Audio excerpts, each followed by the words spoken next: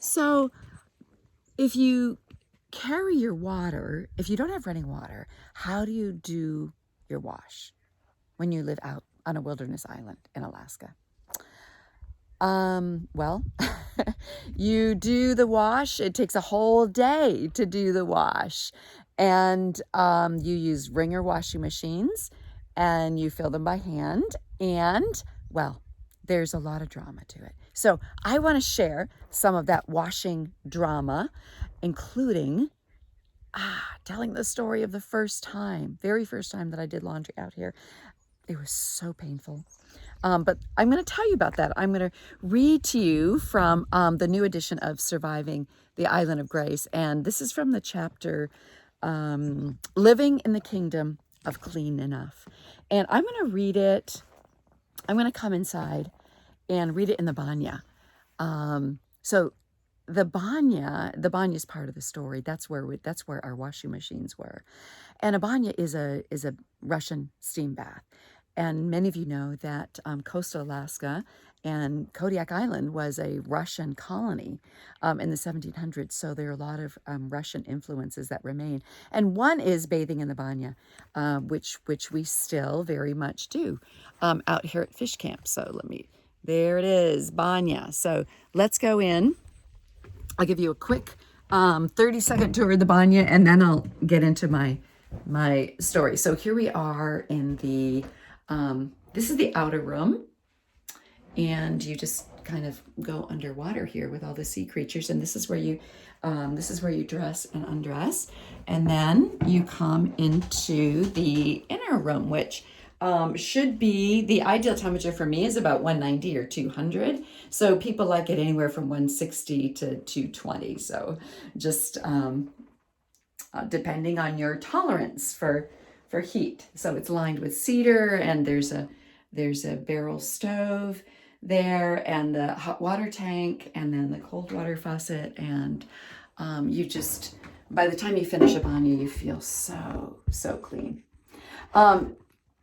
So I'm going to read from chapter 11, Living in the Kingdom of Clean Enough, about the first time I did laundry out here, and then about a tragedy that befell our Banya. So I think it's about a 12-minute read.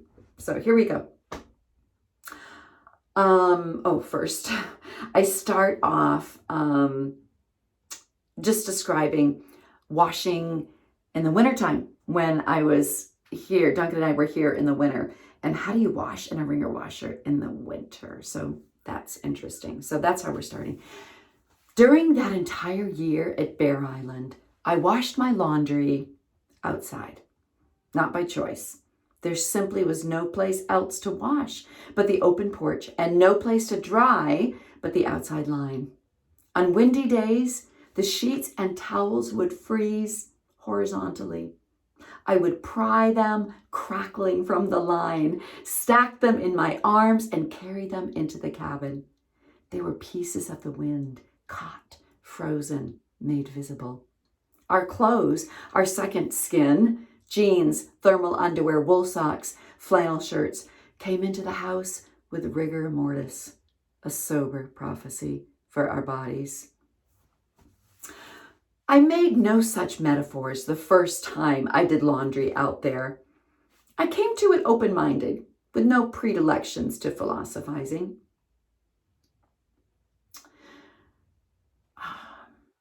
Despite this history and relaxed attitude, I was unprepared for washing on Bear Island.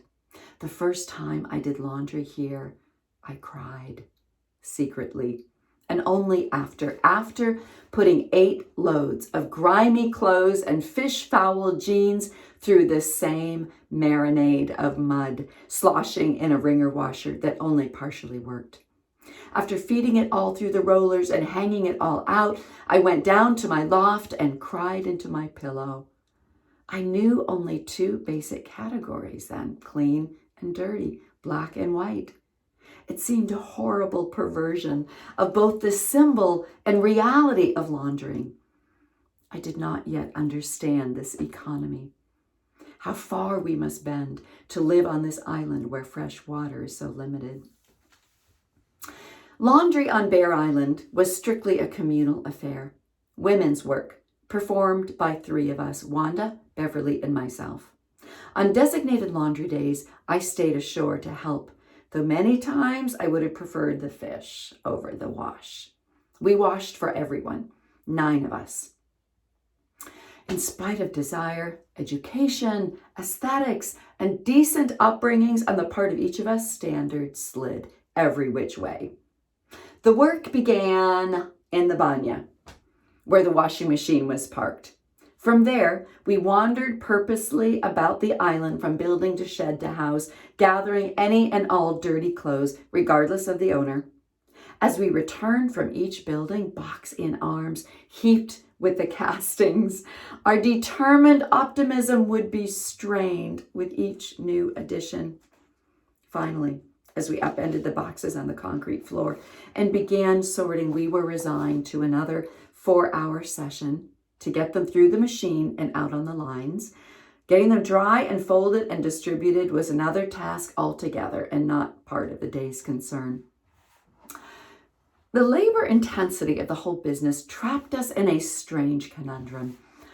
We asked everyone to wear their clothes as long as possible before tossing them in the dirty box.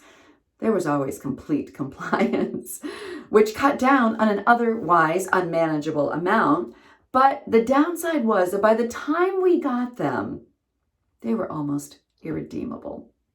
The jeans in particular gained a life of their own, most of the borrowings from fish gurry and decomposing kelp. The machine hadn't much of a chance. It was already crippled by its hard years servicing clothes of that ilk. It agitated lethargically and no longer drained.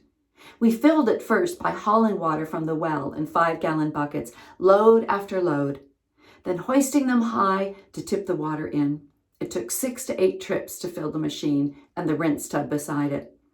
With the weight of the buckets, the carrying distance, and the limited water supply for the island, we could only fill the machines once.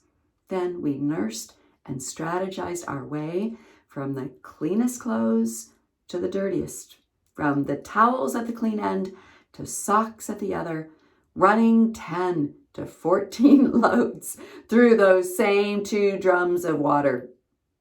After the first load, the wash water turned a light gray, the rinse water at a skim of suds. By the time we finished with the socks, roiling now in a murky soup, we were watching and hoping even for rain. We were pleased with whatever wet fell upon our wash as it hung. We called it the second rinse. More than a simple euphemism for rain, we meant the term quite literally, as the clothes hung and swayed between various states of wet, damp, cool, nearly dry, then wet all over again through 3, 4, even 5 days, which is the current record. But this was where the real cleaning came, the purification. When we were done with the machines, the water came out in the same way, by hand. A pitcher was the largest scoop that fit inside the drum, so pitcher at a time, we filled the buckets, then carried them out beyond the well to dump. Scoop by bucket, we emptied the machine of its accumulation of grime. We were too tired, all of us, to empty the machine of it halfway through the loads and start again with fresh. We all wanted to, but the rest of the day's work was before us as well, and somewhere along the way we tried to stop caring. Early that next summer, after the year on Bear Island, we got a new washing machine, giving us 2, one to wash and one to rinse. The new one was a ringer like the other, but it ran on gas. So we started it with a pull cord and adjusted the choke like a lawnmower or an outboard. It represented the ongoing and somewhat delayed mechanization of our lives. We now felt as though we had entered the Industrial Revolution with the increased efficiency of a production line, but we could no longer talk to pass the hours. The exhaust from the gas washer and the din of 2 machines on a concrete floor was hard to transcend. We either shouted at each other or smiled patiently and signaled later. Still, The clothes were a bit cleaner, the water drained by itself, and our laundering lives felt more manageable. We nearly lost those gains that next season. It was a fishing day. I was ashore that afternoon, catching up on in-house tasks and enjoying my status as now part-time fisherman. After washing the floor, a week overdue, and cooking dinner for later when the men came in from the water, I noticed the sun had come out and decided to take a run across the spit to the lagoon. It was a good run. Though windy, the sun warmed my bare arms, and with a timed pace, I put in a good 6 miles back and forth on the lagoon beach. I started back, jogging slowly to cool down, and noticed smoke coming from the Banya. Great timing, I thought.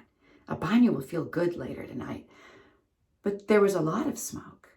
No, too much smoke. I sprinted the last 200 yards, then, breathless, ran straight for the door of the small red building we had built out of local spruce and driftwood.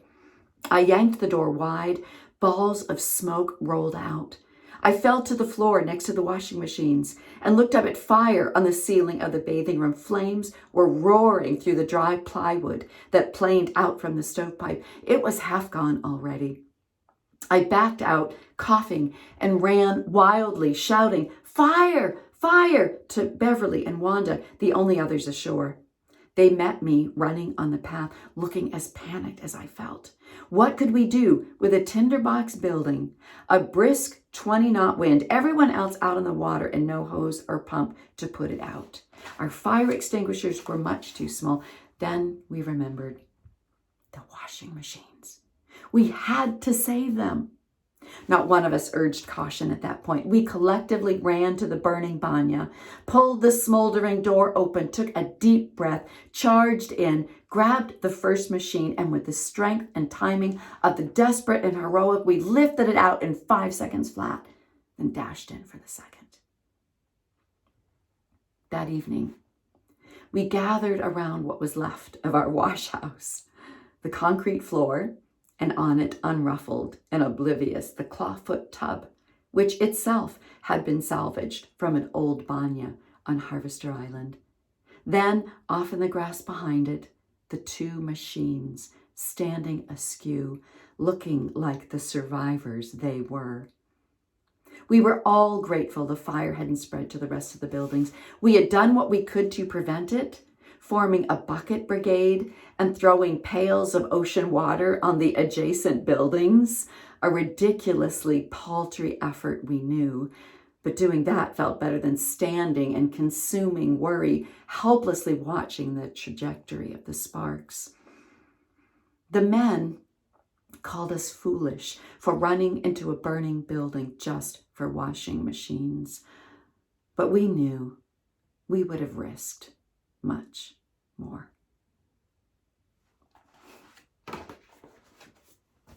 Thanks for listening.